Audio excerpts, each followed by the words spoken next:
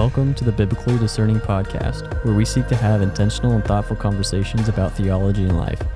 We want to walk in truth and grace the way that God designed us to live. So with that said, let's get into this week's podcast.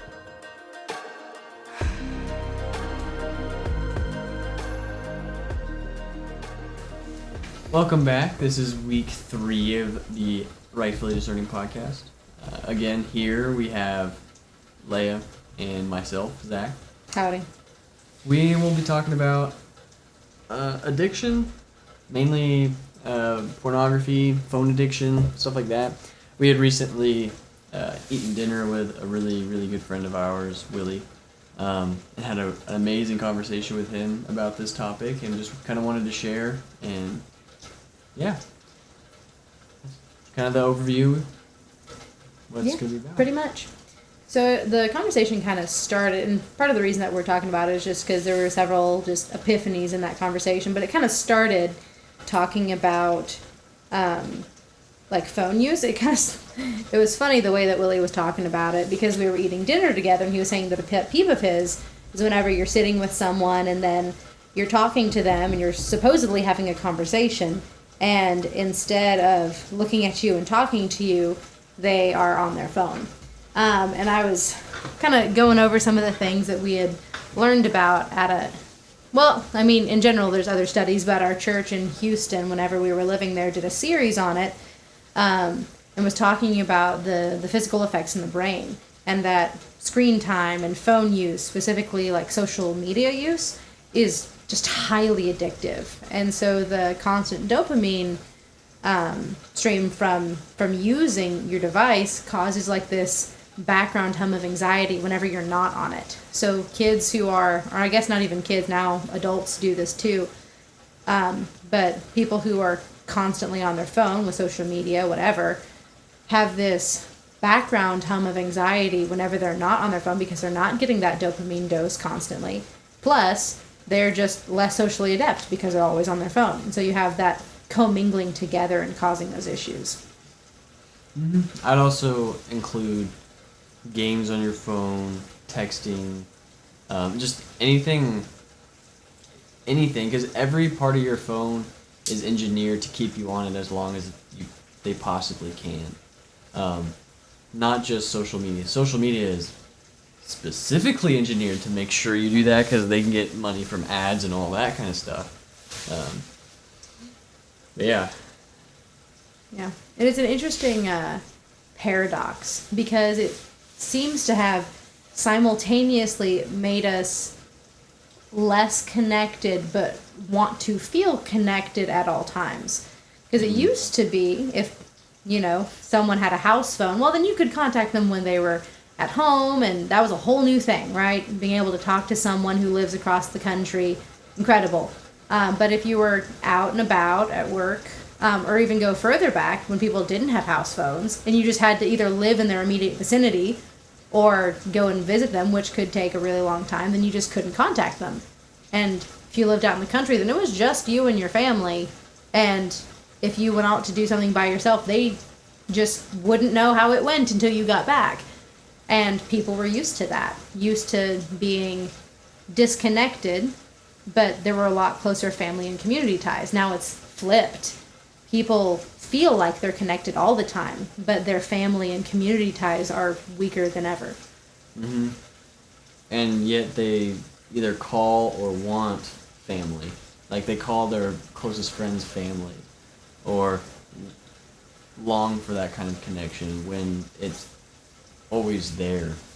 Yeah, or it's like diet connection, Mm-hmm. It's not actually what your system can process, but you still crave it. Yeah. And speaking of things that you crave and then try to fill inappropriately, not you, I'm just meaning the general you, talking about pornography, which I think the conversation turned this way at dinner just because pornography is such a pervasive addiction in our culture with the rise of technology, because it's just so accessible. It's not only that, it's accepted and honestly encouraged. Well, encouraged how? I haven't really seen that much. A lot of people either don't care, or if you ask someone, oh yeah, I look at porn, I masturbate, and that's it. They're like, it's just something that you do. No, well, in that sense, yeah. It's even, like, joked about in a lighthearted way in movies and shows. Which, again, it used to be a thing to be embarrassed about, which I feel like it should still be, but I think the approach to it has not been great. Huh? I was just thinking about how back in the day before I was alive, the way that you would get porn is you had to go to a store and buy a magazine and have that. I've heard from people like the shame and guilt, but Going to, like, an adult bookstore or video store. Yeah, but that's. I think they still do that, but I honestly don't know. Why would they? It's so accessible. Yeah, now you can just hide away in your room and no one knows.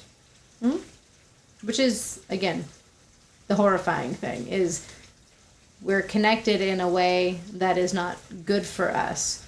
And it's a substitute for something we should have in private, but it destroys us, right? Because the thing that you should have sexually in private is sex with your spouse. That is what should happen in that space.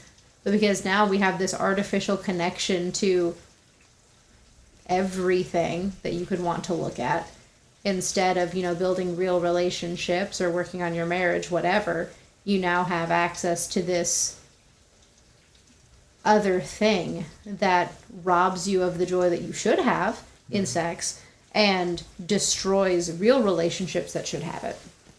All right. I guess relationship. Yes. Monogamous, not. Yeah. Well, I guess it could be ship if it's like talking about to each other.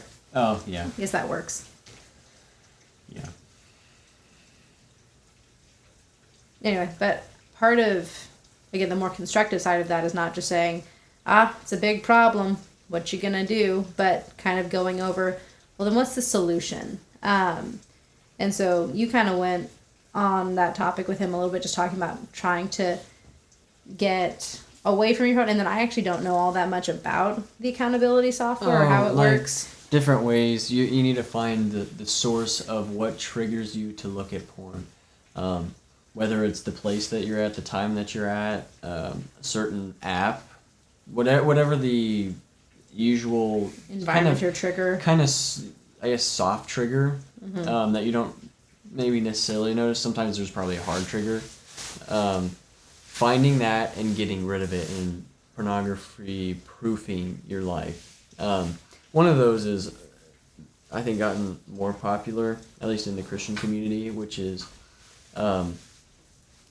accountability software, whether that's, Covenant Eyes or Accountability to You, whatever this, which just looks at your phone, all that you do, pages, what you look up, and reports it to a partner or many different partners that are set up. And if something is triggered, they get an alert and they should message you or call you.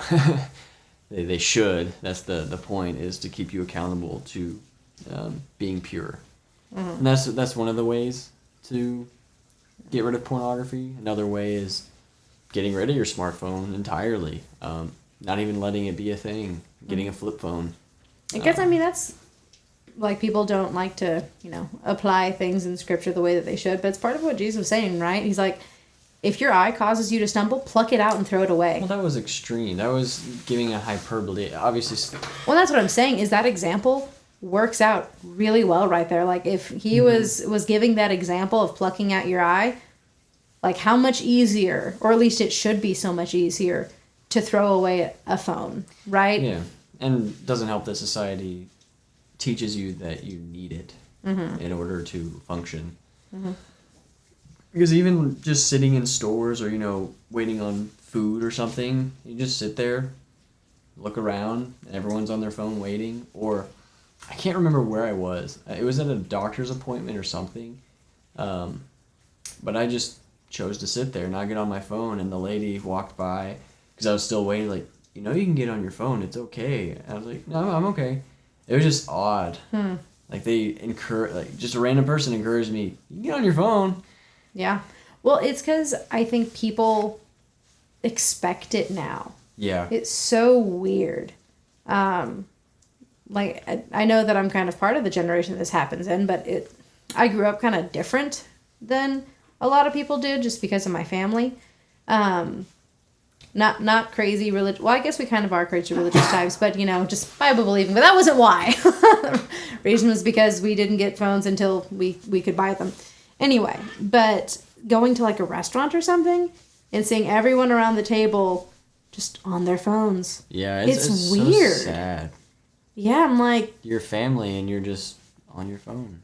Yeah, it's just bizarre to look at. I saw a really cool set of maybe cool is not the right word, kind of sad photos where a photographer took a whole bunch of pictures of just routine things, just daily life activities, and then edited out the phones to see just how ridiculous it is. And it was really sad. Like, there was a picture of 3 brothers sitting on a couch, and ostensibly you can tell that they were holding tablets, but it's 3 little boys who should be out playing, digging a hole, climbing a tree, whatever, just sitting with this just dead-eyed expression on their face looking into space. And then another one of like a couple sitting together at a restaurant on their phones. And then another one was a couple sitting in bed at night, like before going to sleep, both again staring into the void. It's just so sad.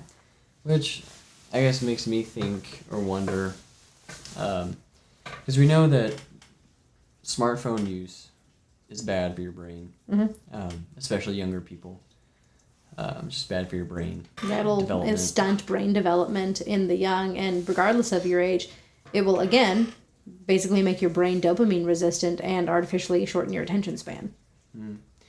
But I wonder how much that, kind of curious, I never asked it at the table earlier, but like how much does that transition or carry over into like laptops, computers? Like, even if it's for work, how much does that carry over?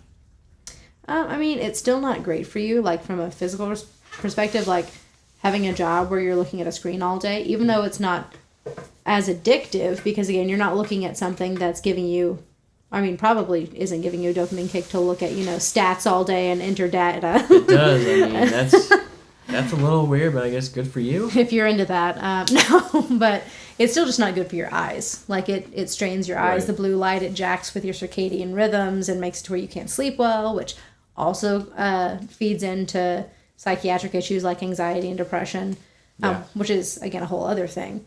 But if it's for your job, I mean, yeah, try to minimize. But if you're on your screen at work, then you definitely shouldn't be adding more screen time at home. Mm-hmm. Oh, that was the other thing we were talking about with the screen time is younger kids during COVID. That lady on Sunday. Oh, yeah. A teacher that we met at church was talking about how teachers and principals, parents, whatever, are kind of scrambling to figure out what to do because they can't really blame COVID anymore. But children who had been home during COVID that are now in the schools have only been in the schools for like a year or two. Like, again, if they missed preschool, first grade, whatever, then they, the way that she said, it's like they're feral. They weren't, acculturated to the school system, and so they don't know how to sit still, don't know how to listen. But who would have taught them that, right? Their parents during COVID still had to work, so they just kind of lived wild in their homes. At least most of them. I'm sure there were probably some parents who adjusted things so they could actually parent their children. But according to this teacher that we were talking to, most of them just wild. And then I guess mom mentality sets in. Yeah. Being taught not to, lick the tables and roll around on the floor. That's just crazy.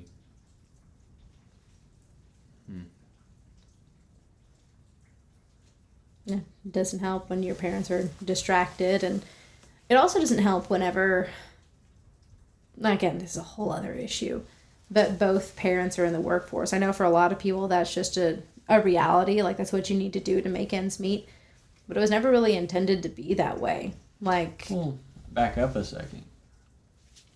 That's another conversation. Because we've talked about that a few times, is how much Americans, maybe, I don't know, people, maybe worldwide, maybe not. I think generally, at least in our society, they live way outside of their means, and that's why they both have to work. That's true. Like, life is not near as expensive as people make it. Again, my family was very large. I have 8 siblings. There's 9 of us all together.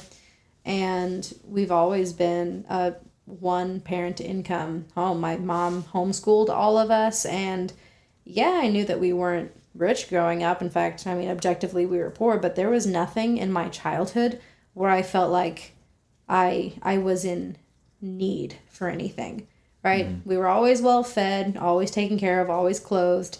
And I deeply value the relationships that I have with my siblings, and now even more so that we're grown and, all of us are believers, and having that support and that counsel with them, the relationships that I have with my parents. Like, I would not have traded a 2-family or a 2-income situation over the upbringing that I got. Yeah.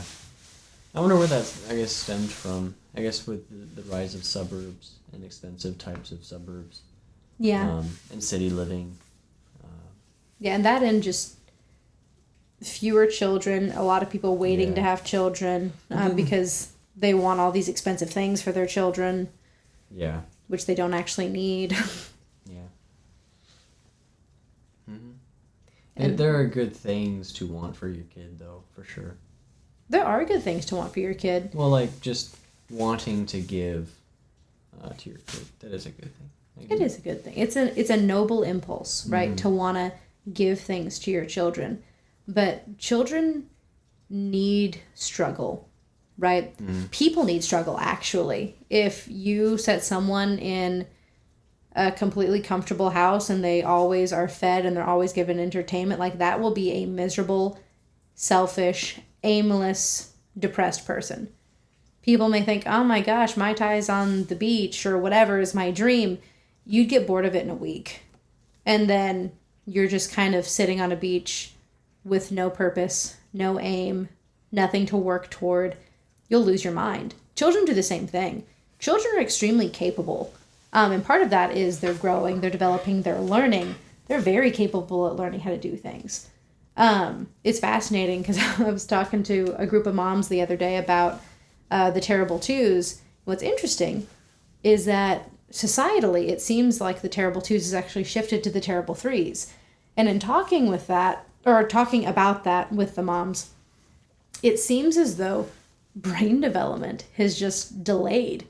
Because what happens in the terrible twos, traditionally, is that the toddler, they become Mr. or Mrs. Independent, right? Where they want to do everything. No, I do it. Let me do it. And it's just like watching a toddler trying to put on their shoes. It's just a struggle.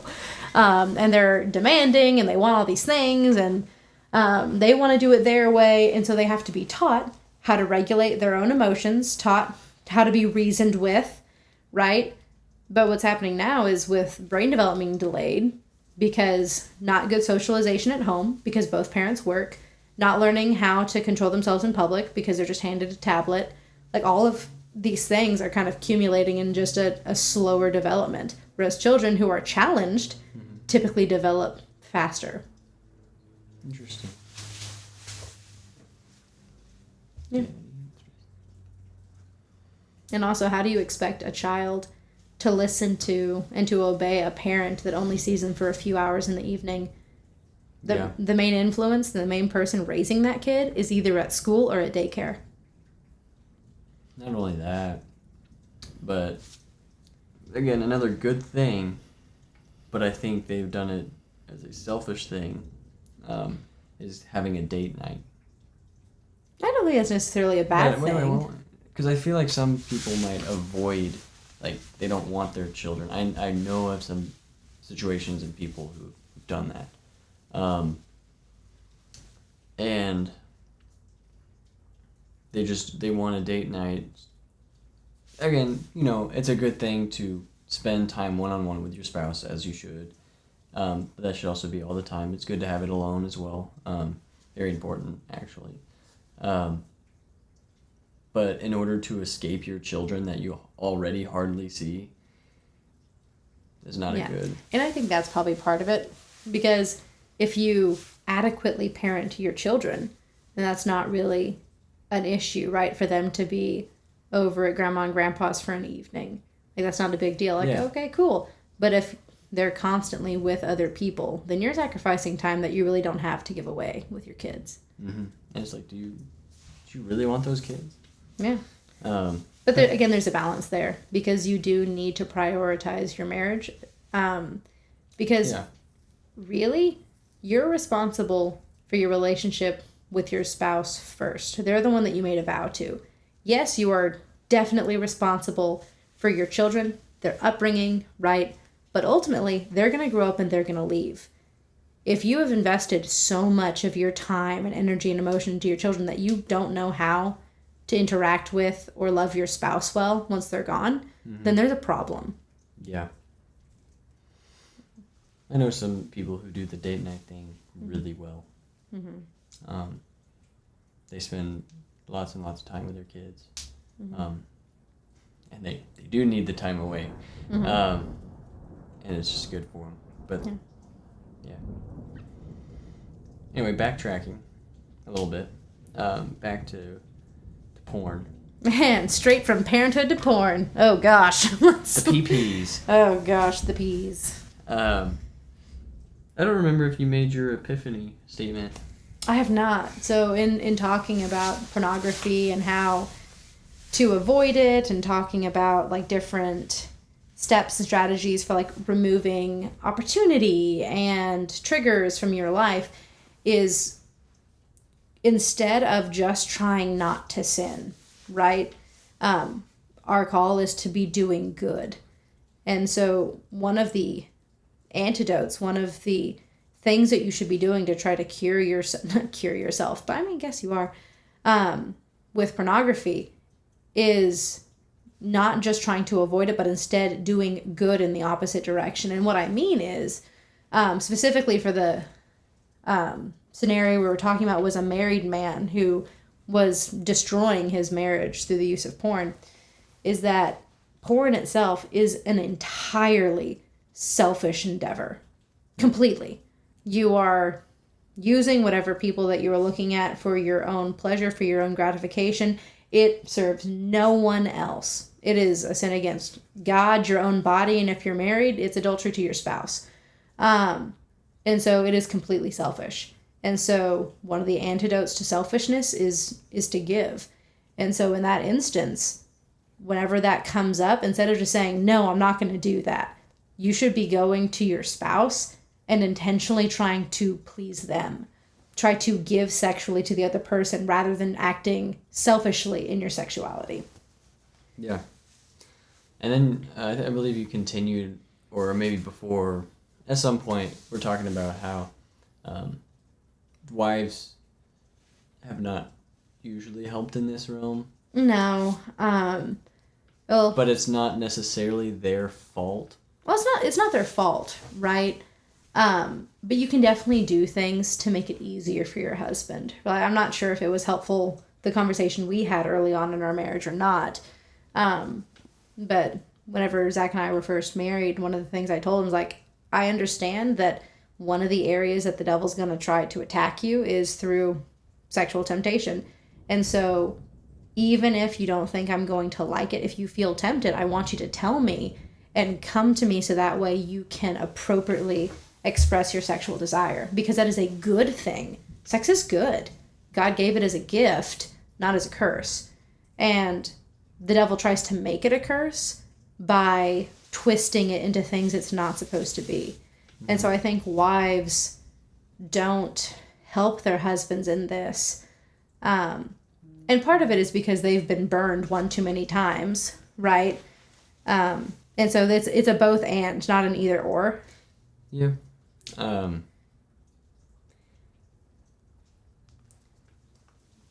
so... Sorry, I paused because you looked like you had something to interject, and then I stopped. Sorry. I did, and then I kind of blanked. Yeah. So... anyway, continue. Just in that, husbands don't help their wives to want sex by doing the things that they do, and then wives don't help their husbands to avoid sexual temptation because they're not giving either. right? So that's kind of a misconception in sex. You should always be trying to give to the other. You should be more concerned about helping the other person, your spouse, enjoy sex than you are about pleasing yourself. And the interesting thing, though, is the better you get at that, the more it's actually going to come back around and your spouse is going to want to please you. Mm-hmm. And so it's a cyclical thing. Don't be transactional business partners. Yeah, exactly. Because that's kind of the issue that a lot of wives have is like, oh, you really don't want anything to do with me. Like, you don't want to talk to me. You don't want to spend time with me unless you want sex. Like, they know that it's selfish. And so they don't want to engage in it. Yeah, and that's why I think you get the stereotypes, or not maybe stereotypes. It is kind of stereotypical, yeah. But also the advice to touch your wife, but not in a sexual way or sexual meaning way. I think that's why, or that's where that came from, is because sex has become a selfish thing. Yeah, which again, I think. Again, husbands, they'll be upset like, well, my wife's just never in the mood and blah, blah, blah, blah, blah.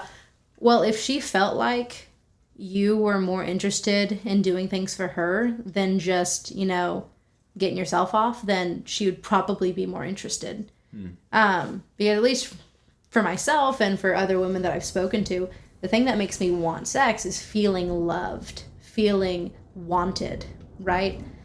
Feeling cherished. And so if your wife feels that way, they feel like you are unselfishly trying to love them, chances are they're going to want sex more. Not that you should try to do that in order to get them to agree to sex, but you should reorient your actions towards your wife in an unselfish manner. And part of that, especially if you struggle with porn, is because it's completely selfish. It's kind of like with greed, right? And that's one of the things that we spoke about at dinner. Is greed. The antidote to it is not just, well, don't steal and don't amass wealth and don't be greedy. Mm-hmm. It's give. Yeah. Right? And the same thing is true with porn. It's completely selfish. It's completely self-seeking. And so you should be giving to your spouse, not taking. So, obviously you know how you should do that if you're married. Mm-hmm. I mean, it's very straightforward. How do you do that? Get married. If you're not married. I know that's simple. Sorry. It sounds simple enough, but that is not a very easy thing to accomplish. Yes, you could probably find some person and marry. Some wackadoo to marry, yeah. But how well is that actually going to work out? You gotta. There's a lot of steps in order to get married. You have to make sure that they are first Christ-centered, and then from there. Go on. See, that's the thing, is it's not as difficult as people make it out to be. It's really not. Again, because there's a lot fewer things that are deal breakers than people think there are. Yes. The main one is their faith, but you can find someone who's centered in their faith super easily now, especially considering like Christian Mingle. Go find somebody. But I know that there are going to be people rolling their eyes like, it's not that easy. Fine, you're right, it's not. But on the one hand, that is the recommendation that Paul gave, right? Whenever he's talking to the Corinthians, he says, yeah, it'd be better if y'all could stay single like I am and hold to the faith, be able to work single-mindedly for that. But because of the present crisis, I think it is best that every man have his own wife and every wife her own husband. Because sexual promiscuity and sexual sin was such an issue, you needed a good and righteous outlet for that. If you are not married, it's very much parallel right now. It really is. Like, get married. You don't need a big fancy wedding. You really don't. You don't need a big expensive house. You really don't. Like, save up and go on a trip together later on in life. Or, save up money for a down payment for a house. Like, that's a whole different thing. Yeah. Say that you're not married then. Well, at that point, you should be seeking to illuminate as many dark areas of your life as you possibly can. So you should not give the devil a foothold, not give him any areas of access in your life, which if that means moving in with other godly men, so that way you can't just sit alone in your house with your laptop or your phone every evening, then do it, right? You shouldn't be alone. And also other positive forms of physical contact. And I know it's going to sound weird, but again, go play sports with other godly men. Do something that you can get out physical energy in a good way, and then invite as much godly community as you can into your life and get rid of those areas of darkness. Throw away your phone if you have to. You can get a flip phone, and anything you need for work, you can do on your work computer. Yeah, I would agree. Also sounds a lot easier than it really is.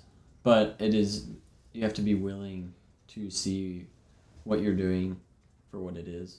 I think it's obviously the first step, because a lot of people are like, yeah, I know I do this, and I don't care. So you have to see how destructive it is to begin with. No, I was saying it was just because we were talking about that the other day. Actually, people don't realize what they're doing to their brain, because the way that sex is supposed to work in your brain is like bonding to your spouse. And so you actually have a baseline like dopamine level in your brain, and then like during like sexual like stimulation and then orgasm, like it spikes. But after that, you'd think that it kind of hangs out high for a while. It doesn't. It actually drops below baseline. And other hormones like oxytocin, whatever, for bonding, those increase. And so there's supposed to be, yes, this like pleasurable experience in your brain, but afterward, and well, during and afterward, it kind of happens simultaneously, but it's actually oxytocin afterward that takes control. You're supposed to be able to bond to your spouse. That's what's supposed to happen. And so through repeated exposure to porn and then masturbation where you're orgasming without a spouse there, well, you're creating a vacuum where your brain wants you to bond to someone in a familial way, right? As someone you're trying to make a family with, ostensibly. And instead, there's no one there. And it's not like, oh, I'll just bond to myself. That's not really how it works. Your brain's not dumb. Your brain realizes that there's not actually another human being there with you. And so it has higher incidences of like depression and anxiety, because you're doing this thing that should lead to closeness and connection and bonding, and instead you're basically leaving your brain hanging, because you're telling it that, oh, this should lead to this other good thing, but then it doesn't, and you actually end up increasing your tolerance to it, which is why porn content tends to escalate, because you increase the demands that you need in order to satisfy that desire, because it's going to grow and it's going to grow and it's going to grow, because it's not being exercised or expressed in the way that it's supposed to be. And so your brain keeps trying to up the ante to try to get what it's missing, but you're not giving it what it's supposed to have. It's like your body whenever you're eating garbage. It's going to make you more and more hungry because it's, not sustenance. Yeah, it's nutrient deprived. Well, that's actually a fascinating thing. The majority of homeless people today who like live below poverty are overweight, which is fascinating because they're malnourished, but they're fat. It's kind of what your brain does with porn and masturbation. Like, it gets fat on the things that you're giving it, but it's still malnourished. It's still atrophying. It's still going to die. It's going to kill that in you, to where for some people it's severe enough that they can't actually be satisfied with a spouse because they turn themselves into voyeurs, where they can only be stimulated by like watching other people have sex or looking at someone in the third person rather than a first person sexual experience with their spouse. Or even it has to be variety driven, to where it can't be the same exact thing every time. Yeah. Which, I mean, variety with your spouse is a fun thing. I mean, go for it. But I'm just saying, like, it has to be in order for it to work, is what I'm saying. And that's actually an interesting thing with men specifically, again, trying to please your wife. It is better for your brain to try to pursue like sexually satisfying your wife because it's a challenge, it's a goal, right? Because on average, it's going to be more difficult for a woman to orgasm than for a man. It's really straightforward for a man. And so by doing that, what you do is you actually train your brain to want that, because then you have an accomplishment. So it's kind of like a double dose, right? So you have the accomplishment of being able to satisfy your wife on top of like the physical pleasure of orgasm itself. And then you have the bonding together on top of that. And so that's how it's supposed to work together. But it's just destroyed whenever you're just serially going back to pornography and just self-stimulating. It is not how it's supposed to be. Mm-hmm. I'm going to toss you this idea. Uh-oh. Yeah. It came to me this morning when I was going to the bathroom. Where all good ideas come from. Yeah, right? But I was thinking about it because you know how... I was just thinking about what Jesus said and how he went through the 10 Commandments and made it about the heart, not just, oh, don't murder. You can't be angry with anybody or you're committing murder in your heart. Mm-hmm. And so I was thinking about the lust one. I was like, So how is... I kind of understand the anger one because you really... I mean, maybe not all the time when you're angry with someone, but I'm sure you can figure out or remember the times that you are angry with somebody that you want to, like, just... Like, I could just... Yeah. hit you with a rock right now. But on the lust one, I'm like, thinking about it, I'm like, wait a minute. Even, like, the times, because I struggle with porn, that I didn't masturbate, those images are still stuck in my mind. Mm-hmm. Because you were dwelling on them in a sexual manner. And so it just made so much sense to me that I'm like, not that I was having, I guess, sex with them in my brain, but because I was lusting, sexual intent, they were, I don't know, maybe not bonded, but just stuck into my brain just like it would be if I were having sex. And so then it is committing adultery in your heart. That was the idea that it was like, wait a minute, that makes so much sense. Hmm? He knew what he was saying. It's almost like he was God. Well, yeah, God knows how the mind works. Yeah. And in an ideal world, right, because Jesus talks about that whenever he's talking about divorce, right? His disciples come to him asking about divorce, and they say, Moses said we could write our wife a certificate of divorce and then marry someone else. And he's like, Moses said you could do that because of your hard hearts. Mm-hmm. But that's not how it was intended from the beginning. He said, in the beginning, God made them male and female. And for this reason, a man would leave his father and mother and cling to his wife, and the two will become one flesh. And so in an ideal world, in the beginning, you would just be mated to the first person that you had sexual interest for and had sex with. That just is who you were married to. You would be bonded to that person, and that's who you would stay with. Yeah. Like lust and sexual interest in other people was never intended to happen. Right. And so we live in a fallen world now, and so you have to put a handle on that, because not everyone's going to follow God. Whereas, again, pre-fall, that wouldn't have been a problem. If you had sexual interest in someone, well, it's a perfect world. Of course they love God. It's not an issue. Like, they're female, you're male, go for it. You're married now. Now the issue is making sure that you are marrying one of your kind, right? Because you're a new creation, right? You are trying to follow the Spirit. You are indwelt by him. The old self is put off and you're putting on Christ. Like, you're trying to put your flesh to death. Mm-hmm. And so the issue is making sure that you are married to, that you are bonded to someone who is a new creation as well, that you are marrying one of your own kind. Because if you're not, it is going to be just destruction, as much destruction as if you married a different species. Because you are. You don't have the same spirit living in you. And your motives and your goals are all going to be different. Mm-hmm. But yeah, those images in your head that pop up and show up because you've seen them, like, sexual desire, sexual interest was created as a good thing. The only reason it's bad now is because we live in a fallen world, and now eyes wander to things that aren't your spouse. But the antidote to that is not saying, oh, well, it happens. It's no.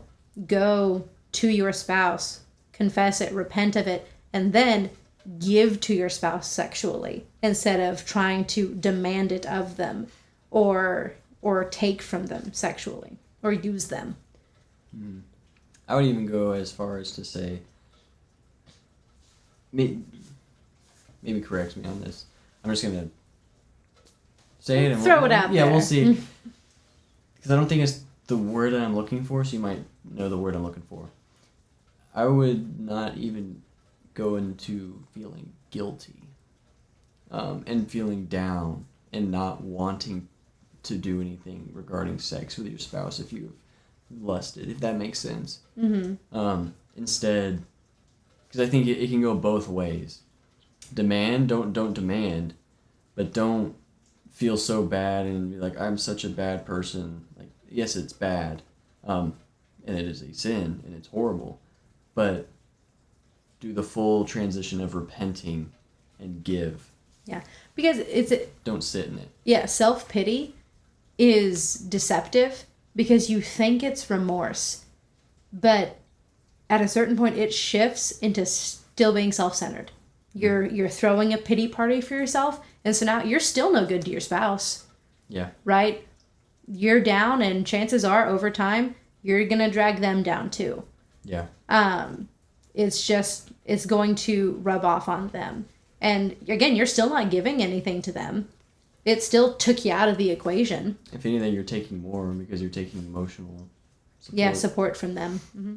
But I mean, correct me if I'm wrong, but I think that was kind of an issue whenever we first got married, is even though you were married and sex was now a good thing, you still felt the need to try to control like your sexual desire and not like lean into it. Well, there are various variables. Various variables, indeed. I really like that phrase. In that equation. For one, yes, it was X's and a whole lot of Y. See, it works so well.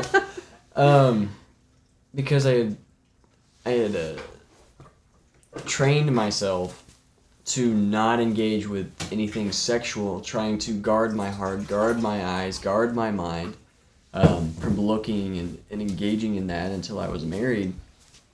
And then I got married, and it's free now to have with my spouse. Kind of. I'll make you pay for it. Wow. I'm kidding. And so part of it was that and letting go because of just habit training. My mind was like, no, can't. Why? But it's also good. So that, but then also my job, I would be gone 5 days out of the week. And so it's not like if I wanted to have sex and let that desire flow, I could do anything about it. So I'd have the 2 days on the weekend every week to engage with that, but I don't want to let it loose, because if I let it loose, then that following week is tough. And I did it a couple times. I know for sure one time, and that following week was horrible. Just so hard. And so I think it was a both and. What are you smirking for? That's sorry, you said that next week was just so hard, and I thought, among other things. Oh, I knew you were going to think it that way. Had to do it. Actually, I didn't, but Whatever. Anyway, that issue's not happening anymore since, we live in the same... We live together now. Wow. Imagine. So... That's what happens when you get married. It's a slippery slope. I'm kidding. Like a slip and slide, it's fun. I mean, it can be. So, it's a good thing. Anyway, I think that's a good way to stop it. Yeah. Again, I just think the overall point there is that as a believer, the things that you do should never be selfishly motivated, right? That's kind of the whole point of dying to yourself and living for Christ. And part of that is living for those around you, living for others, because that's actually what Christ did, right? He sacrificed himself. In fact, he even says, I can't remember what book it's in. I can look it up later, but it says, none of you should think of yourself more highly than you ought, but rather consider others as more important than yourself. For even Christ did not see his own deity as something to be grasped, but rather put on the very image of a servant and came to serve rather than to be served. Well, it sounds like Paul, so it's one of those. I love my man Paul. Anyway, but that's the whole thing, right? Somehow we try to separate issues into being something other or something special or whatever, but it's not. Like, you need to set aside the selfish, sinful impulses and rather serve. You need to go serve the Lord and serve others in a tangible way. So you have one, accountability. People are going to know if you are or you're not. And that's a huge one. It's just counsel. Yeah. That is a huge step and a huge break in freedom. At least when I found, because for a while I was just by myself, and then I finally started talking to people about it, and it opened it up. And it wasn't, especially if you find godly people, is the main thing to do, because they won't condemn you. They will bring you in. Yeah. And part of that, again, with spouses not helping each other well, is being able to speak openly about those things with each other in a way that is there to help and to support, not to attack, right? Because you should be able to realize that your spouse is a fallen person and say, I'm going to always be here to help you with that, because one, I married you, and two, there are going to be times where I'm going to need you to be here for me in that way. Sometimes at the same time, you never know. But just being open in those areas, because part of trying to please your wife or your husband, I guess if it's flipped the other way, is by asking like what they need, right? And I guess that's what Willie talked about. That was the whole start of the conversation, was find out what Leah needs and find out what Zach needs. And he was saying for us to find out from each other what each other needs. I'm feeling that. Which I figured out through trial and error. You're still working on it. Okay. You figured it out. You just called me a golden retriever. That's all you did when you answered his question. And how am I wrong? You're not, but... You need pets, you need walks, and you need food. Yes, I do. It's so accurate. Yeah. And I will give with no short supply. Happy to. Now, what do I need? Words. I do. You need barks? I guess. Yeah. I don't know. Barks. Affirmation. Snuggles. Affirmation and snuggles. Yeah. Anyway. Yeah. But yeah, that was a lot of it, is being able to have accountability with other believers and then also with your spouse, and humbly be able to be like, hey, this is an area where I struggle and I know I probably have blind spots. And so being able to bear with each other's burdens and set up defenses, right? If you know that your spouse struggled with something before you got married, then you shouldn't expect that to suddenly disappear. Well, it doesn't. Well, it's kind of like with you and me, right? Like, I knew that was something that you had a temptation toward before we got married. And so that's why I made it such a big deal whenever we got married. I was like, if you are tempted, I want you to tell me. I don't want you to try to keep it under wraps and try to control it yourself because you don't want to hurt my feelings. Like, I'm your wife. Like, you should be able to come to me with those things. And then I want you also to feel free to express yourself sexually to me, because that's where you can do so in a godly way. It was much appreciated. Aww. It was honestly helpful to hear that. When you said that earlier at the table, very helpful to hear, because I had been struggling and hadn't told you, and I was like, I don't want to hurt your feelings. And you just now said exactly what I was trying to think of. So. That's why you should talk to me, dear. Do.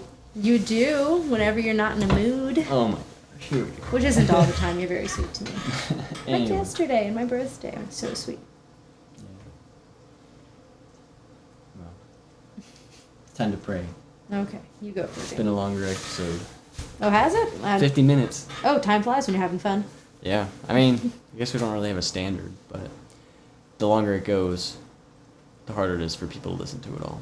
That's true. We could try to cut it in half. Maybe. Maybe. Anyway, let's pray. Father God, thank you for this conversation and the epiphanies that you gave to Leah today at the dinner table with Willie, and just the whole conversation that was helpful and constructive. I hope that this conversation and episode is constructive and helpful for other people that end up getting to listen to it. That they would use these tools and improve their lives, not just to improve and become less sinful, but to become closer to you and to love you more. That is the goal, is to become more like you and to love you better, to know and make you known. I just love you and thank you for what you've done and all the wisdom that you've given us. In Jesus' name, amen.